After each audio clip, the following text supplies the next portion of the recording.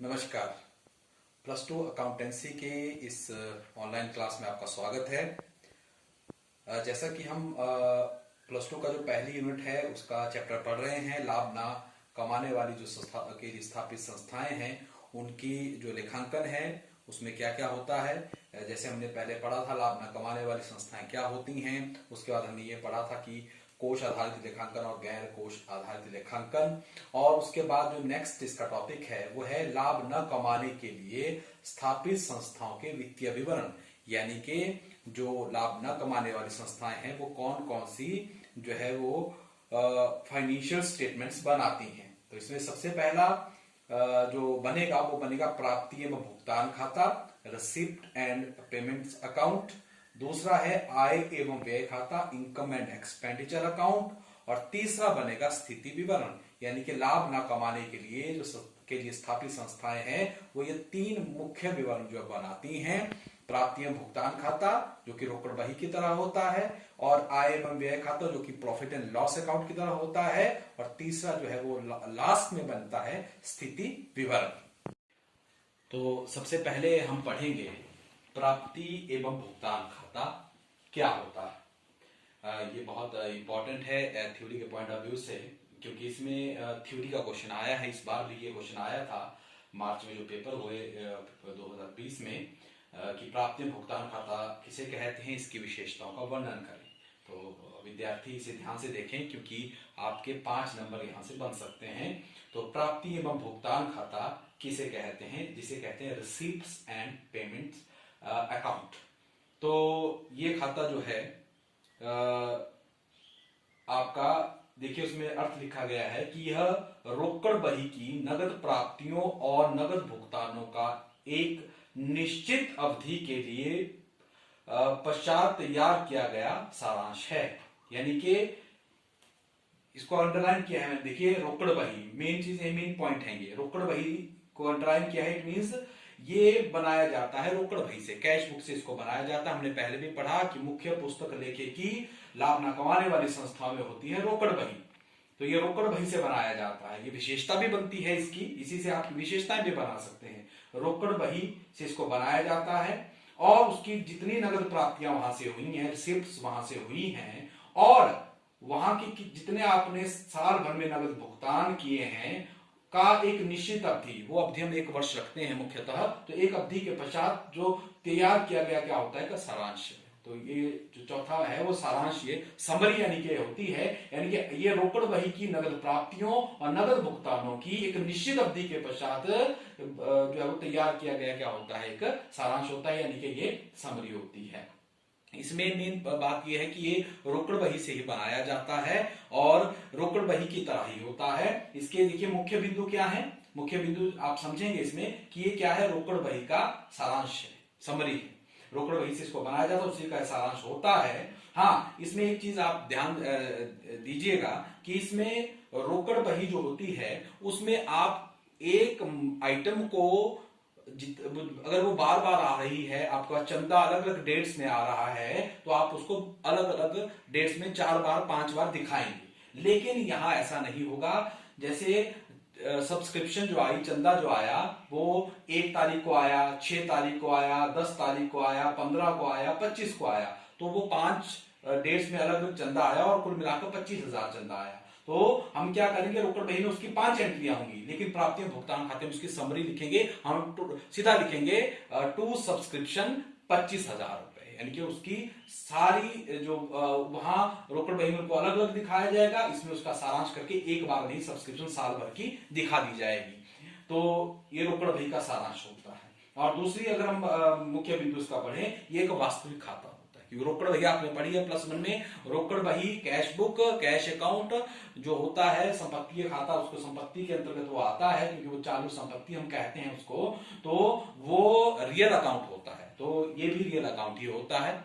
और इसमें जो है नियम पता है आपको, debit but comes in, credit but goes out, यानी कि जो चीज आ रही है उसे डेबिट कीजिए और जो चीज जा रही है उसे क्रेडिट कीजिए। उसी से अगला पॉइंट बनता है, डेबिट में प्राप्तियां लिखी जाती हैं, इस खाते के डेबिट साइड में प्राप्तियां लिखी जाएंगी और क्रेडिट साइड में जितने भी भुगतान है वो लिखे जाएंगे, क्योंकि ये कौन सा खाता है, ये एक रियल अकाउंट है जिसका नियम है debit but comes in, credit but goes out. प्राप्तियां आ रही है इसलिए वो डेबिट कम्स इन हो रही है, इसलिए डेबिट साइड में लिखा जाएगा, और भुगतान जा रहे हैं, पैसे जा रहे हैं, इसलिए उसको क्रेडिट साइड में लिखा जाएगा। और अगला जो मेन पॉइंट है इसका एक और, कि इसमें आयगत और पूंजीगत मदों को लिखा जाता है। जितनी भी आयगत प्राप्तियां हैं या आयगत भुगतान है और पूंजीगत प्राप्तियां हैं, पूंजीगत भुगतान है, उन सब को इस खाते में जो है वो लिखा जाएगा।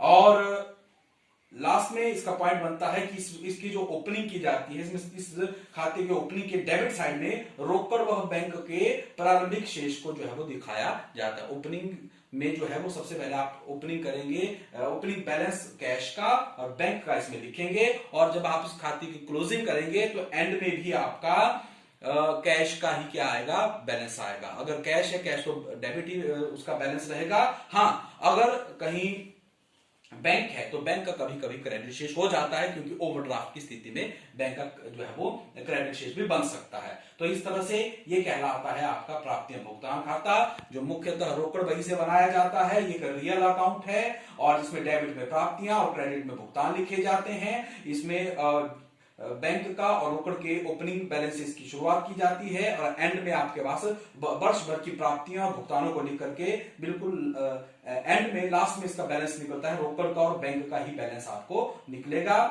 और साथ में इसमें आयगत और पूंजीगत प्राप्तियों को, भुगतानों को जो है वो लिखा जाएगा। तो ये आपके पास प्राप्तियां भुगतान खाता का जो अर्थ होगा जो है होपफुली आपने इसको ढंग से समझ लिया होगा। इसके बाद हम प्राप्तियां भुगतान खाते के बारे में हमने पढ़ा। इसके बाद इसकी विशेषताएं, वैसे तो जो हमने उसका अर्थ पढ़ा उसी से आप कुछ विशेषताएं उसकी निकाल सकते हैं, लेकिन देखिए तभी पॉइंट वाइज उसको लिखा गया है कि प्राप्तियां भुगतान खाते की कौन कौन सी विशेषताएं। सबसे पहली विशेषता है नगद प्राप्तियों और नगद भुगतान। इस खाते में वर्ष भर की सारी नगद प्राप्तियों को और नगद भुगतानों को दर्शाया जाता है। तो ये तो आपने पहले भी पढ़ा कि इसमें जितने भी हमारे वर्ष भर की कैश रिसिप्ट्स और कैश पेमेंट्स हैं उसको दिखाया जाएगा। इसका मतलब ये हुआ कि इस खाते में जो उधार की जो मदें हैं उसे नहीं दिखाया जाता। ये भी इसका एक बनता है पॉइंट कि इसमें उधार की मदों को नहीं दिखाया जाता, क्योंकि रोकड़ बही से बनाया है। रोकड़ बही का मतलब कैश, इट मींस उधार की वहां बात ही नहीं होगी। उसके बाद दूसरा पॉइंट है वास्तविक खाता। बहुत से पॉइंट जो है वो इसी, जब आप ये समझ लेंगे कि ये वास्तविक खाता है, उसी से आप 3-4 पॉइंट इसके बना सकते हैं। वास्तविक खाता है, रियल अकाउंट है, जिसका नियम है debit but comes in, credit but goes out. तो ये एक वास्तविक खाता है, ये भी इसकी विशेषता बनती है, जिसका नियम आप इसमें लिख सकते हैं। उसके बाद अगला है, तीसरा है कि इसमें नगद प्राप्तियां डेबिट की तरफ लिखी जाती हैं, क्योंकि पहले इसी से बन जाएगा, वास्तविक खाते से डेबिट बट कम्स इन। तो जितनी भी कैश रिसिप्ट्स वर्ष भर की है आपकी, वो सारी की सारी आप डेबिट की तरफ दिखाएंगे। अगर प्राप्तियां डेबिट की तरफ है तो नेचुरली बात है भुगतान किस तरफ जाएंगे, भुगतान आपके क्रेडिट की तरफ जो है वो शो किए जाएंगे वर्ष भर के सारे के सारे। ये भी इसका पॉइंट है। उसके बाद पांचवा पॉइंट है कि इसमें आयगत व पूंजीगत मदें जो है वो सम्मिलित की जाती हैं। वर्ष भर की जितनी भी आयगत प्राप्तियां हैं, आयगत भुगतान है, पूंजीगत प्राप्तियां हैं, पूंजीगत भुगतान है, वो सब के सब जो है इस खाते में दिखाया जाएगा। ये बड़ा इंपॉर्टेंट पॉइंट है। जब आप प्राप्ति भुगतान खाता और आय व्यय खाते में जब अंतर करेंगे, वहां जो है वो पूंजीगत मदों को नहीं दिखाया जाता, लेकिन इसमें आयगत और पूंजीगत मदों दोनों को दिखाया जाता है। अगला जो पॉइंट है कि खाता वर्ष के प्रारंभिक रोकड़ व बैंक शेष से शुरू किया जाता है। ये हमने पहले भी पढ़ा कि इस खाते को जब आप शुरू करेंगे तो सबसे पहले डेबिट की तरफ आप जो है वो टू बैलेंस ब्रॉट डाउन करके जो है वो रोकड़ का और बैंक का शेष जो है वो लिखेंगे। उसके बाद वर्ष भर की प्राप्तियों और भुगतान को लिखा जाएगा। तो ये छठा पॉइंट था। फिर सातवां पॉइंट है कि जब आप ओपनिंग बैलेंस लिख करके वर्ष भर की प्राप्तियां और भुगतान लिख लेंगे तो अंत में क्या निकलेगा, तो अंत में दोनों पक्षों का अंतर रोकड़ या बैंक का शेष दिखाएगा। मतलब कहने का क्या है कि इसमें जब आप क्लोजिंग क्या निकलेगा, क्लोजिंग में निकलेगा इसमें कि बैंक का और कैश का जो है वो शेष आपके पास जो है वो उसमें दिखाया जाएगा। जो रोकड़ होगा उसका तो डेबिट ही शेष होगा, लेकिन बैंक का कई बार जो है वो ओवरड्राफ्ट के रूप में जो है वो क्रेडिट शेष भी हो सकता है। तो ये आपके अकॉर्डिंग टू जैसा सिचुएशन हो, जैसा क्वेश्चन हो, उस पर डिपेंड ये करता है। तो इस तरह से ये प्राप्ति भुगतान खाते की मुख्य विशेषताएं हैं। तो ये 5 नंबर का क्वेश्चन आया था, इस बार भी सीरीज सी में क्वेश्चन आया था, प्राप्ति भुगतान खाता किसे कहते हैं, इसकी विशेषताओं का वर्णन करें। तो बहुत आसान ये क्वेश्चन है और आप इसको ध्यान से जो है एक बार जरूर जो है वो पढ़िएगा। इसके बाद हम पढ़ रहे थे कि ये प्राप्ति भुगतान खाता रोकड़ बही के आधार पे बनाया जाता है, लेकिन प्राप्ति और भुगतान खाता और रोकड़ बही जो है उनमें कुछ अंतर होते हैं। बनाया आधार जरूर रोकड़ बही होती है, लेकिन इन दोनों के बीच में कुछ अंतर पाया जाता है। और ये क्वेश्चन जो है वो आया हुआ क्वेश्चन है, आता है क्वेश्चन पहले 3 नंबर का आता था, अब 2 नंबर का ये क्वेश्चन आता है कि प्राप्ति भुगतान खाते और रोकड़ बही में क्या अंतर है। तो देखिए, प्राप्ति भुगतान खाता और रोकड़ बही में मुख्य क्या अंतर है। 4 अंतर मैंने यहाँ पर लिखे हैं, तो ये आप जो है 2 नंबर का क्वेश्चन आएगा तो ये सफिशिएंट आपके लिए होगा।